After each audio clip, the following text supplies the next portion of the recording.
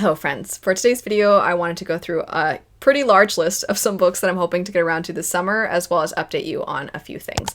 I am going to break up my summer TBR into two sections. One is going to be new fantasy and the other is going to be backlist.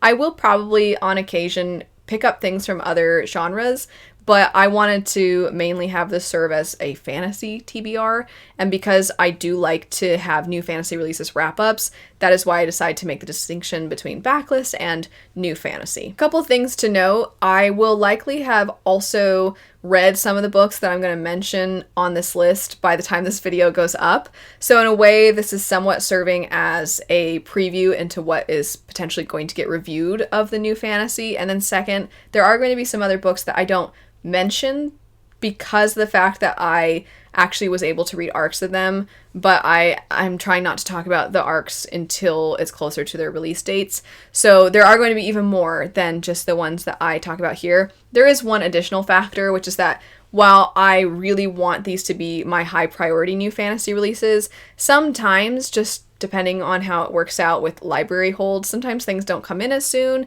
and then when that happens, I try to sub in a different work that is on an anticipated releases video, so maybe there will be some fluctuation here, but these are my highest priority new fantasy releases I want to pick up, and then we'll jump into the backlist fantasy.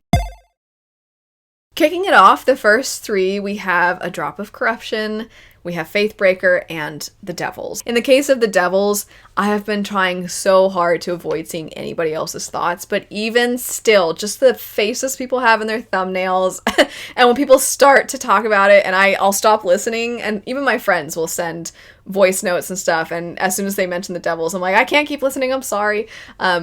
Even all that effort being put in because of the tone when people start to say something or the faces and thumbnails, I feel like I kind of have an idea and I just need to find out for myself. I just really need to pick it up. I've wanted to pick it up. And I will say, a lot of you know I'm a huge fan of Abercrombie. Age of Madness is one of my favorite series of all time. And I am so excited because my husband Sean is finally reading Abercrombie. He's starting with First Law and it has been the best. You just kind of have to not make a face at all and it's great and I'm having so much fun. And he does plan when he finishes First Law to jump right into Age of Madness. Anyway, that's not really relevant to The Devils. I'm just really excited about the fact that Sean's reading Joe Abercrombie. And I think I am making a fantasy fan of him yet, because to be clear, my husband is not by any means somebody who doesn't like fantasy. He just doesn't really pick it up all that often, but I think because it's been so long since he's really read a lot of fantasy works, he still kind of has some of the things he read growing up in his mind as that's what fantasy is. And he's been telling me like, maybe I am a really big fantasy fan because he's really liking Joe Abercrombie, and I was like, yes, come over to the fantasy side. Anyway, I'm just so excited that Sean's reading that, and I'm gonna move on from that though. So also Faithbreaker, A Drop of Corruption, these are sequels, and I'm so excited to see what is done in these. A Drop of Corruption is a sequel to The Tainted Cup, another one I've been trying to avoid seeing people's thoughts on, and Faithbreaker is, I believe, the conclusion to its trilogy, so it'll be really exciting to see how all of that wraps up. After that, we have The Floating World, as well as A Forgery of Fate and The Art of Vanishing, and these three I'm kind of grouping together for a very odd reason. I'm not necessarily saying these are going to be grouped together in a new fantasy releases, but in presenting them now, the kind of through line with these is that they are all things that in my mind have some association to some kind of other story that is not a book. So for example, The Floating World, one of the comp titles was Final Fantasy, which a lot of you know I'm a huge Final Fantasy fan. A Forgery of Fate, I've actually seen this author say that having checked out Apothecary Diaries, they feel like if you like Apothecary Diaries, you might like this. And I'm like, well, I do like Apothecary Diaries. So I'm really excited to see if I agree with that comparison. And then for The Art of Vanishing, this is one that when I read the synopsis, there were uncanny amount of parallels between it and Expedition 33, which is a video game that I have fallen in love with and that I think is great, and I've been talking about over on my side channel. I also have talked about Apothecary Diaries on my side channel. I just went off about how much I love Joe Abercrombie's works. I don't know if it's clear how much I love Apothecary Diaries, but it is all that I see on Instagram now, because Instagram has learned, like, oh, she's obsessed. So it shows me Apothecary Diaries art all the time that amazing artists are doing. And I'm just constantly messaging my friend about it. I'll randomly be like, why isn't it Friday? Because that's when the new episodes come out. I love Apothecary Diaries. Anyway, so I talk about those things over on my side channel if you're also a fan of manga and video games and anime and other such things. And I am really excited to see if I agree with these comp titles and the things that seemingly are parallels between them and some of the other stories I like. We also have Bury Our Bones in the Midnight Soil, a new V.E. Schwab work. I'm a huge fan of V.E. Schwab. I have never disliked one of V.E. Schwab's works. There are certainly ones that I like significantly more than others, and some have just kind of been middle of the road, but I've never come away from one of V.E. Schwab's works being like, yeah, that one kind of sucked. This never happened. So I'm assuming that that is going to continue to be true. I'm very much looking forward to this one. We also have Water Moon. I've had this one on my anticipated releases since early in the year. And speaking of one that has been on anticipated releases for a while this year, we have Breath of the Dragon. I believe this is a YA action-oriented story. I don't know too much else about it. For similar reasons to what I was saying about the Devils, I just really try to avoid seeing other people's thoughts before I pick up the works that I'm interested in. So don't know too much about it, but I'm looking forward to that one as well. Some more sequels. Engines of War, the third book in the Age of Uprising trilogy. This is one that anytime I bring it up, I always tell people if you're looking for a really exciting epic fantasy series that is a newer series, I think this is a great one to give a go. And I'm so interested to see how things go down in book 3, especially after how everything turned out in book 2. We also have the sequel to A Study in Drowning, I think is going to be coming out relatively soon. And that was one where when I read it at the time, my understanding was that it was a standalone, and there were maybe hints that there could be a sequel, and now it's like, oh yeah, there's going to be a sequel, and it's basically about to be out. So I almost haven't had time to wrap my head around the fact that this isn't a standalone, but I am interested to see what we do in this second installment. And then 2 fantasy romance stories that I might try to pick up here that are on the newer side. So I read Spark of the Everflame last year as part of a Fantasy Fan Tries Fantasy Romance, and I enjoyed that first book. I'm curious to see what we do with the rest of the series. It was originally self-published and then got picked up. So the sequels have been kind of slowly coming out, and I'm categorizing it as new fantasy just because of how it's been released more recently. I suppose some people might consider this more backlist. And then as far as the other fantasy romance, Danielle Jensen, the second book in her newest series, is going to be coming out, or it has just been released by the time this video is up. So I will probably try to get around to that one too, because I did read the first one right around when it came out, and I want to make sure everything is fresh in my head.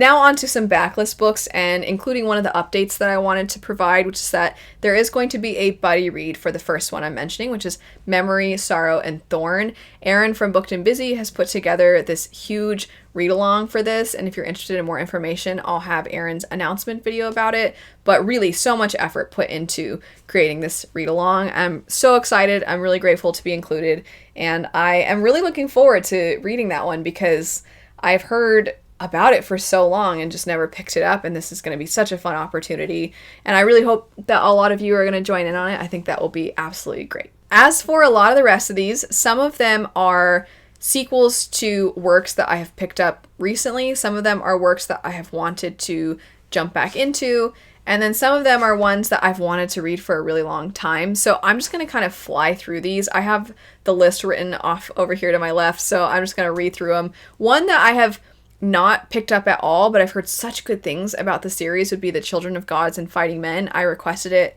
at my library and they ended up getting it, so I checked it out and from the library, and I want to get around to it soon. I've heard phenomenal things and I'm really looking forward to this one. We also have The Mirror Visitor, this particular series. I'm not going to say too much at the moment. I have read the first book in this series and it's part of the steampunk video I'm working on. I meant for this project to be fulfilled earlier in the year, and I've kind of made it bigger than I was originally intending. So the steampunk video deep dive is coming. It's just I'm continuing to read more, but this is one of the works that was recommended, and I do plan to continue on with the series. We also have Harbinger, which is another series, the first one being Stormglass, that I picked up for that video. Probably clues you in a little bit as to how I felt about the first ones if I'm planning to keep going with the series. Also for that, I had picked up Solace by Gail Carriger, and the name of the series is Parasol Protectorate. So if I can, I'd like to keep going with that one as well. And that one's so fun that I feel like that is a pretty easy one to fit in between some of the other works because it's just a fun time. After that, we have Voldemort. I've been saying for so long that I want to read more in the Voldemort world, so I feel like I just got to do it now. If I wait until fall or winter, then I feel like that increases the chances that it's another year that goes by where I don't read more Voldemort. And also, another epic fantasy series I want to keep going with would be the Echo Saga. This is a self-pub fantasy series. I will probably have some other self-pub works that I fit in, but self-pub is another one of those where it's kind of dependent on accessibility and when I can get around to those things, when I can get them from the library, that sort of thing. Or if I request the library purchases one of them, then I have to wait to see if that gets approved and then if I can check it out. So I don't have any definitively on this list, but I will be continuing to read self-pub works, and I'm hoping with Echo Saga, because I do have those, I am planning to keep going with that. Daughter of Smoke and Bone, and Daughter of the Pirate King, and Lunar Chronicles, and Graceling. These are all YA series that I've either wanted to finish, start over and reread, or I have never had the chance to pick them up and I've always wanted to, so I would like to. I think that I have a decent chance over the summer of fitting in a lot of reading, and we'll see, but these are ones I really want to get around to, and because it's YA, I feel like usually, not always, of course, but usually you can fly through YA books a little bit faster. Not that the point should be to fly through things, I just want to make that clear. But I mean that it feels like such a great summer read, and all of those feel fitting of that, so I'm hoping. And Poison Study and Finnegan of the Rock, those also I really want to get around to. I've heard such great things, and from people whose tastes tend to align with mine, so I really want to get around to those two as well. Mages of the Wheel, this is a fantasy romance series. I've read the first two. I'd like to just keep going so that it stays fresh in my head. But I'm trying to space it out just a tiny bit from one to the next, because from my understanding, the next book in the series, because I think there are 3 or 4 in the main series and a prequel that are out, and I don't think that the next one has been announced for its release date. And I'm like, I'm hoping that if I space it out enough, then by the time that it's announced and maybe we have a release date in sight, it won't have been too much longer since I've gotten through everything that's out. I don't know, we'll see. After that, I really want to get around to Fire Endless, and this was the sequel to A River Enchanted. I really enjoyed that first book. It's just a duology. Speaking of duologies, I also plan to get around to Talon Sister. This is by Jen Williams, who wrote one of my favorite series of all time, The Winnowing Flame, and I wanted to read this one when both books were out. Both books are out and have been for a bit, and I just want to finally jump into them because I loved the Winnowing Flame trilogy, and I can't wait to see what Jen Williams does with, I believe it's griffins that are the main focus of the mythological creatures in that one. So I'm really excited for that. Also, there are some books that I wanted to read for a separate project that I'm not yet revealing what the inspiration is for the project, but those 3 books are The Black Tongue Thief, Trader Baru Cormorant, and The Beast Player. And the books don't have anything to do with each other, so it's not like a theme for anything specific where those have parallels with each other. I'll explain more when I do that project, but those 3, if I am able to do this project within the summer, those 3 books will be talked about together. We also have The Scarlet Alchemist. These are like maybes. We have The Scarlet Alchemist and Voyage of the Damned. The Scarlet Alchemist, I saw somebody compare to Apothecary Diaries, and I'm like, well, you know. Once I'm done with Apothecary Diaries, I'm going to need more that's like that. So maybe, if I can. Voyage of the Damned was a gift from my friend for my birthday. Seems like a good time, summer, to read this one.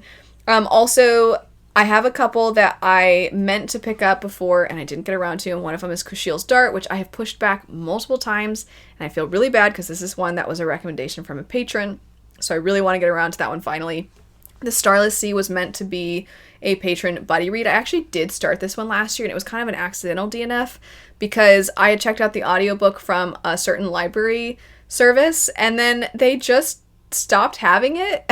And I was like, oh man. So then I couldn't keep listening, and so I just need to jump back into that one. And then we also have The Near Witch. This would be one of the few V.E. Schwab works I haven't picked up. And then also The Night Circus. I read part of The Night Circus quite a while ago, but it was right around back in 2020. I can't believe it was that long ago. But it was right as my father's health was starting to show itself as not being what we were hoping. So that one just kind of got dropped on accident once again, and I've always wanted to pick it back up. Now, I also will probably be unable to resist the Apothecary Diaries light novels after finishing season 2, once season 2 is all done. So I imagine Apothecary Diaries light novels are going to be on this as well, but if I'm going to talk about this one, I will be talking about it over on my side channel. I just wanted to mention it here because it is another thing that could be squeezed into my reading. Now for some other things that might be something that people are interested in, and this would be updates on writing things. I tried to fit these in periodically, but also I never want these and my writing to take over this channel. As always, I want this channel to be dedicated to other people's works and just books in general, not my books. But for those of you that do really care about the story and you're really supportive, I want to ensure that I at least allow for the opportunity to fill you in. So this is going to be relevant to some writing things. So a lot of you know my second book is out in digital form, and I'll have links to it in the description bar. I did get the files back for the audiobook. So now what needs to happen is I need to load those all on to, in this case, it's going to be Audible first. It's not Audible exclusive. And the first one, I will also ensure that I am going to make it available in other places. But it starts, for me at least, with I have to upload it to Audible. Once all the files are uploaded, then there's kind of a processing time, and it's usually about 10 days. And then once that's done, then you can officially have that audiobook up. So the audiobook will be coming up very, very soon, and I'm so excited. A fun fact, for those of you that have picked up Grave Empire by Richard Swan, this was one of the most surreal things. When I picked up Grave Empire, when it first starts, you are introduced to the narrators. They tell you narrated by, and they tell you their names. And this one had 2 narrators, and they say the narrators' names. And I had the dumbest... Have you ever had a thought that you just, as you're thinking it, you know it's stupid, but your brain is just, it's such a surreal thing that you're like, this can't be right? So they said his name, and I was like, there's another narrator named Nathaniel Priestley? That was the dumb thought that I had. And I was like, no, you idiot. It's the narrator of your books. And it was just so cool because he's so good. He's such a great narrator. And it was just so exciting. It's like, oh, this book that I'm reading, he's narrating. I don't know how to explain it. It was just delightful. And he's so great. And it just makes me so excited that so many of the books that we talk about here, that of all those books, that one of the ones that I've really enjoyed this year and picked up was narrated by him. And also now there's this, even if you're not interested in the books that I'm writing, it's like, oh, you get to still hear how great he is though. So if you haven't checked out Grave Empire, just for his sake alone, you should check it out because he's a great narrator. But anyway, so the audiobook will be available soon for book 2, and I'm so excited. And also the book is very long, and this is relevant to one other update. I know a lot of people like me like physical copies, and there's just some frustrating errors that keep occurring, and I'm working on it. Not with the book itself, but on Ingram Spark. There's just specifications for the cover, and it's a thing that I'm dealing with. I'm hoping to get it dealt with very soon though.